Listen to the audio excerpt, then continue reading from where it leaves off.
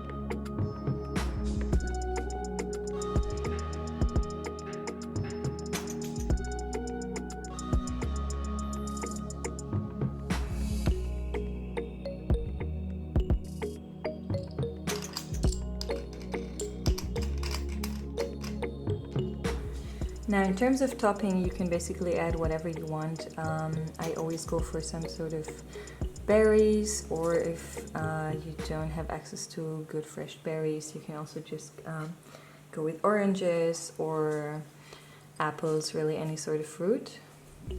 And I also like to add a bit of chocolate shavings, just to give it a bit of extra chocolatey goodness, and also some sort of nut, like some chopped almonds or walnuts. That's usually what I like to add. The texture is incredibly smooth and makes this super yummy, silky mousse.